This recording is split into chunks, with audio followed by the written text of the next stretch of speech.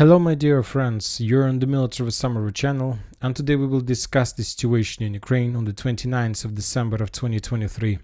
Today we have a lot of very interesting updates, so let's start. And the most important update is that the Russians have started.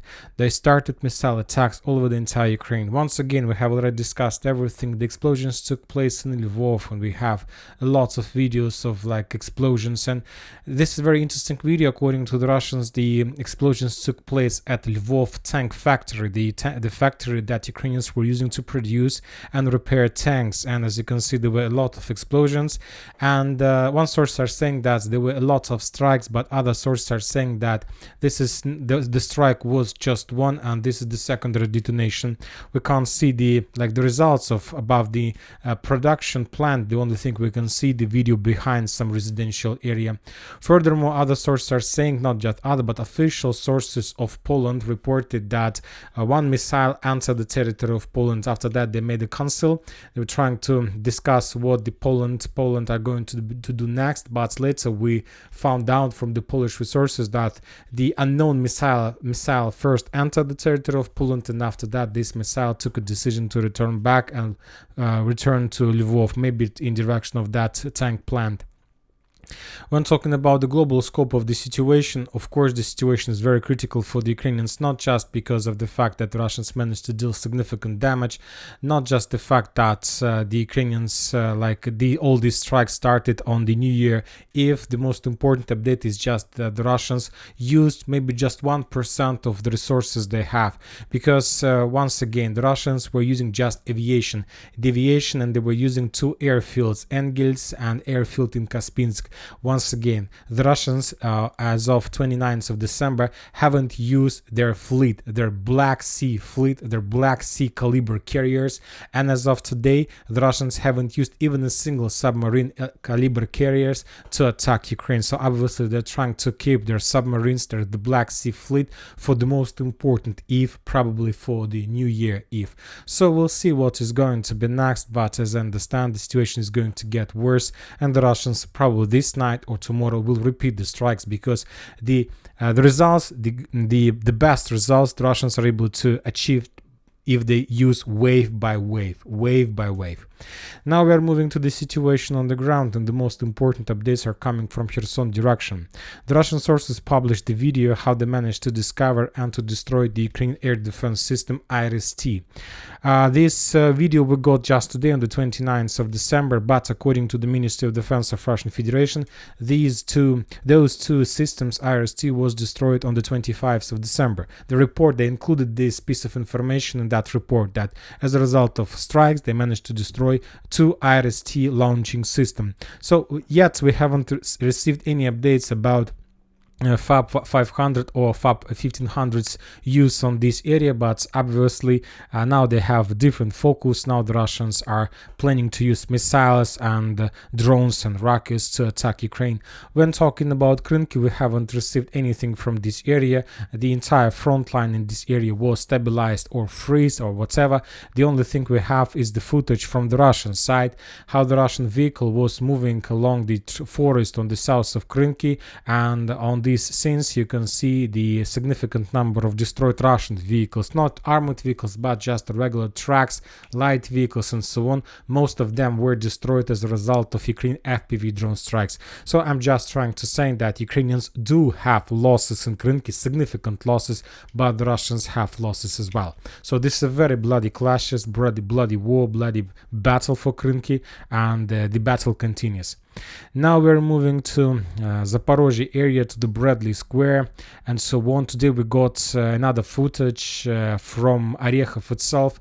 This is the city, this is another ghost city, as Novomykhailivka, as Vuhledar, Avdiivka, Bakhmut, Artyomov. Soon the same destiny will repeat in the city by the name of Chasov-Yar, Sinkovka, now Orekhov. As you can see, half of the building of that in Orekhov is destroyed. Mainly we can see the military machines, military trucks. There are no more, as I understand, there are very low number of civilians, probably those who doesn't have relatives somewhere in the western part of Ukraine, just old people. And we understand and we see that the front line is moving closer and closer to Orekhov, because the Ukrainians continue their withdrawing positions. For now, they still control Robotyne, but the sources are saying that as a result of another Russian attack, another Russian offensive operation, they managed to establish control over this territory and to get closer to the Ukrainian main positions on the fields. I'll remind you that as the first plan, as the first step, first stage of Russian withdrawal plan, they're trying to get as many as possible forces on this line. They will try to redeploy their forces from Robotyne, from Verbova, and after the first plan, the Ukrainians will continue their withdrawing process, and they will try to get the road N08, so this line. Now we are moving to the south Donetsk direction. We have some updates from this territory as well. And today the Russians published the footage of bombardments of the stronghold on the east of Vuhledar. This is the stronghold that the Russians were trying to capture during the previous waves of attacks that took place in November and October. But as a result of those attacks, the Russians haven't managed to do this. And now they started another artillery preparation. So probably we need to expect the renewing of Russian attempts to attack. When talking about Novomykhailivka, as of today, we haven't received even a single geolocation about any clashes inside of the village or on the outskirts, just missile strikes. This is the video of Lumur attack against another Ukrainian Czech stronghold in the area, and a little bit to the east, on the central eastern direction, the Russians continue bombing this city, these ruins with the TOS flamethrowers. The positions that were bombed are located right in front of Russian edge positions on the eastern part of the village. So probably soon the Russians will renew their offensive operation. Now we're moving to Avdiivka area, and we got lots of very interesting details and updates from this territory. And probably the most important video is coming from chemical plant. On this, since we can see Zelensky in the entrance of Avdiivka. So you know that this is very interesting video, and you know that Zelensky do have he's tough guy, obviously. No matter the situation, no matter whether you pro-Ukrainian or pro-Russian, this is the case.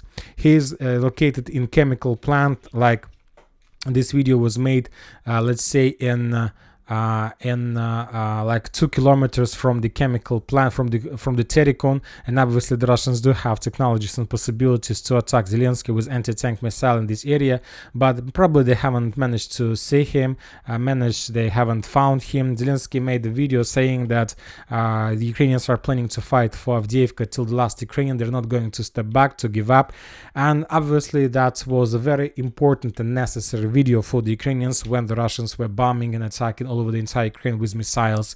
So probably this is the situation. When talking about the southern direction, we got few updates. The Russians continue bombardments of Avdiivka with Krasnopol, with Iskander strikes.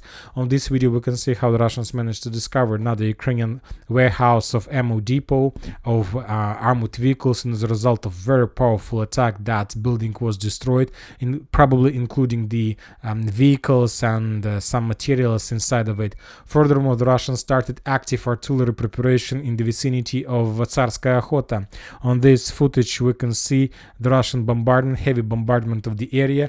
Probably we need to expect the renewing of Russian offensive operation in direction of Tsarskaya Khota, not just from the south.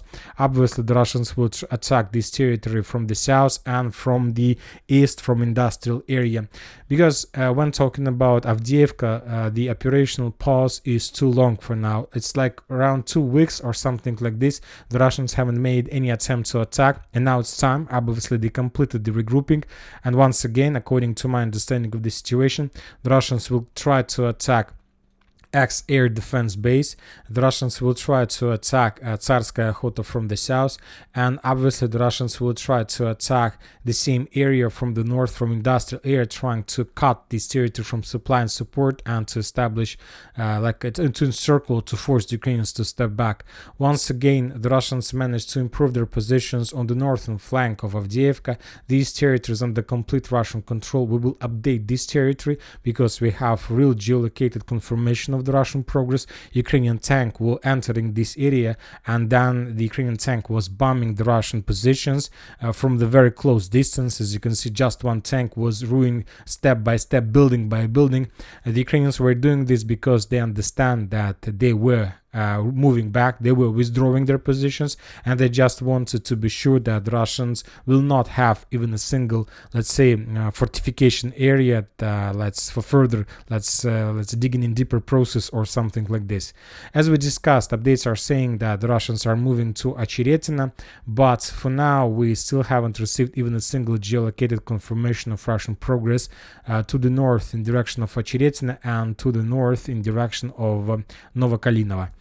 And now we are moving to Artyomovsk Bakhmut direction, and we have lots of updates from this territory. During the previous day, the Russians made few attempts to attack the Ukrainian positions in the forest that located on the northwest of Klishchiivka. For now, we don't know whether the Russians managed to clear this area or not. The Russians started very heavy artillery preparation and bombing of Ukrainian positions in this forest, and this is very important, let's say, territory for the Russians. And the main reason and the main value of this area is that if the Russians are able to capture this territory, then the gates will be opened for the Russians for further offensive operation to the north in direction of Ivanovska. So they can use these three lines. The Russians can use these fortifications area, but as we discussed, and according to the sources, the Russians have already captured the ex-aviation base, but for now the Russians can't continue further due to the significant number of minefields that lays between Russian positions, Bakhmut and Ivanovska. The Russians can't use this road of attack, so that's why they need to create something else. The positions of Russian forces and Ukrainian forces in this area are too close to each other, so the only possibility for the Russians is to attack from these forests to the north. And if they want to attack, first of course they need to capture and they need to clear this area. So I expect within the next 48 hours some very heavy activity from the Russian side on this direction. Now we are moving to the northern part, to Popovo forest, to the new cemetery, to Bohdanivka. As you know, most of the mappers have already updated their maps showing these territories, including new cemetery and Russian control. But for a very long period of time, we haven't been receiving even a single geolocated confirmation of that progress. And just today, on the 29th of December, we got the first geolocated video confirmation of complete Russian control over this territory. We have two videos from the same area. On the first filming, on the first footage, we can see the Russian FPV drone bombing and attacking of Ukrainian positions. Significant number of drones the Russians were using for that operation, and they just cleared this area with significant number of drones. Maybe there were lots of Ukrainians, but I can't even tell you the real number of Ukrainians that managed to survive after that strike, after those waves of attack. And after the Russians finished with drones, they started the ground operation.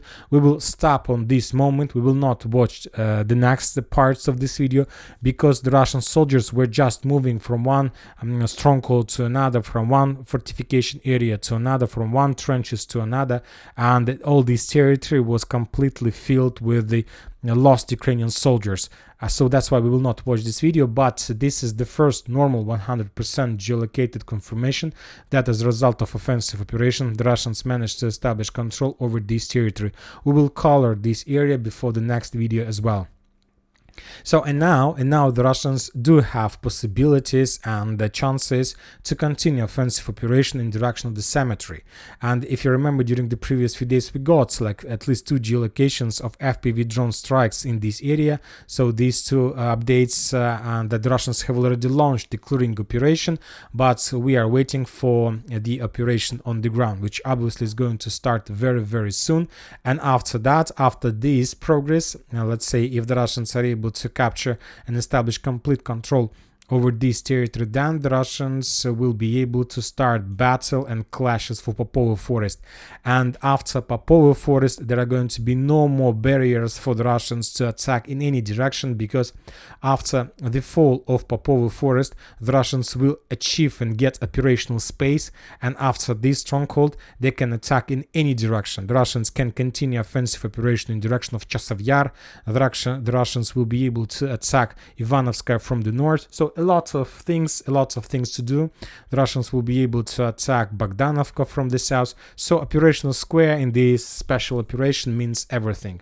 When talking about Bohdanivka itself, we haven't received any geolocations, just two. The Russians were bombing the Ukrainian positions in the behind of Bohdanivka. So the main, as you can see, there is a very powerful stronghold. The Russians were bombing this territory, trying to suppress probably the Ukrainians' reinforcements, reserves, not to allow them to redeploy forces to the northeast of Bohdanivka. Anyway, Bohdanivka is under very heavy fire, and not just under very heavy fire. Obviously, the Russians are storming this area. The clashes probably are taking place in the central part. The Ukrainians published the video of FPV drone flying above this territory. The author of this video was saying that the Ukrainians are trying to find Russian positions and so on. So this is not 100% sure confirmation of Russian progress, but obviously this is like an update, important update about possible Russian progress. Furthermore, other sources are saying that the Russians are getting closer and closer to Georgievka, and that there are very high chances that the clashes for Georgievka, Grigorovka, and Bohdanivka will take place at the same time. Now we are moving to Solidar direction, and we got very important updates from Sporne. We have during the day we got at least 4 updates from this area, and the first update we got from the Russian sources, from the Russian, like some Telegram channel. They published the video of artillery preparation, how the Russian forces were bombing and attacking this territory. They were commenting this area, they were showing some footage, some films, and as a result of that artillery preparation, later the Russian military expert Ribor reported that as a result of clashes, the Russians managed to capture the fields and Ukrainian positions in front of Sporne, not in Sporne, but in front of. So by the beginning of the 29th of December, that was the progress of the Russian forces as at the beginning of this day. Later, we got update from the Russian sources somewhere in the morning of the local time that the Russians entered Sporne once again, and that the very heavy clashes were taking place in this area. So that was update of the morning at the morning of 29th of December. And right before I start making this video, the Russian sources reported that as a result of very heavy clashes, the Russians managed to establish complete control over this village. So we need to wait, or either Ministry of Defense of Russian Federation will confirm this information, or maybe some source will publish some video. But as of the end of 29th of December, the Russians, as a result of very heavy clashes and storming operation, managed to establish complete control over the village. And this is a very big problem for the Ukrainians, because we know that there is a progress of the Russians along the railways, yet we haven't received any geolocated confirmation. The Russians during the previous days tried to attack these 3 lines, and the Ukrainians published the video how they defeated the Russians, but it doesn't mean that the Russians haven't managed to penetrate this defense belt. And if Sporne fell, then the Ukrainians will try to stop the Russians somewhere on the line Vuhledar and Novomykhailivka. Of course, significant progress from the Russian side, but you need to understand one thing. Currently, I'm working on Ukrainian fortification areas and strongholds, and soon we're going to receive them on the map. You're going to see them. The main fortification belt of Ukrainian forces on this direction take place between Vuhledar, Novomykhailivka, and Siversk. There are 3 main Ukrainian strongholds, and even if the Russians are able to capture Novomykhailivka and Vuhledar, let's say, they're going to have to pay significant time, and they're going to have to pay lots of time to capture and to bypass this final line before Siversk. So the most important things are still in front of Russians, not behind or in the area of Sporne. Now we are moving to Lyman area, and we haven't received anything from this direction. Probably there are very heavy clashes, but as I understand, the Russians currently are regrouping in this area. They're bringing more ammo, they're trying to evacuate wounded, abandoned or damaged tanks, and as I understand, also within the next few days, the Russians will renew their offensive operation on this operational direction as well. When talking about Kupiansk, the situation develops in this area not so good for the Russians in comparison with other front lines. Today we got two geolocated videos, mainly from the Ukrainian side. The first one took place between Ivanovka and Orlyanka. On these scenes we can see another Russian attempt to attack in direction of Ivanovka, but the forces of 43rd Ukrainian Mechanized Brigade managed to repel that attack, and as a result of clashes the Ukrainians managed to win, and the Russians lost up to 2 or 3 tanks and probably 2 or 3 personnel armored carriers. So this is the situation in this area, and as I understand, for now the Ukrainians took a decision to concentrate significant number of forces, and they're planning not to give up even a single square meter for the Russians. And this is very weird because for me, I don't understand the value of this foothold. Maybe this is like this foothold has the value when talking about the battle for Lyman and Slavyansk-Kramatorsk, because as we discussed, the Russians don't have chances to capture Slavyansk and Kramatorsk by attacking these two cities in front. Anyway, they need to establish control over the territory between Oskol and Zherebets River and over Lyman. Without this operation, there are very low chances for the Russians to capture these cities like very fast or something like this. Maybe this is the reason why the Ukrainians are not counting their losses and their forces, and they try not to allow the Russians to attack and penetrate this defense belt. Another video we got from Sinkovka. This is the same video that we saw yesterday, the day before yesterday. I don't know why, but the Ukrainians every single day publish the same video from different angles, from different filters, video filters. They're showing the same, and maybe they're just trying to provide us more details. On this video we see the result of the last Russian offensive operation, when they lost up to 4 armored vehicles and marines on board. And so as we can see, we have already updated the map showing that this territory is under complete Ukrainian control, or at least in the gray zone. And that's it about the situation on the ground. And once again, the Russians have started their military missile campaign. We see that NATO countries were trying to even involve Poland in these conflicts, saying that missile enter the territory of Poland. What does it mean? That means that NATO countries are ready for everything. And if the Russians are able to collapse the Ukrainian, let's say, facilities, energy facilities, critical infrastructure, there are very high chances that NATO countries will use this situation and will be forced to join the conflict as well. So the situation with Poland is not like something that happens for nothing, without any reason. That was the flag. That was the flag and the red line that NATO countries shown the Russians. There were no missile, obviously, but they needed to show the Russians the flag that if you cross this red line, we will be forced to enter this conflict.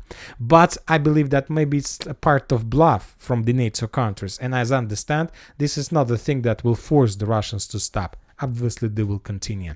And that's it for today. Military Summary channel reminds you that you can condemn any violence in the world. Thank you for watching. Subscribe to my channel, put your likes, join my Patreon, and have a good day. Bye bye.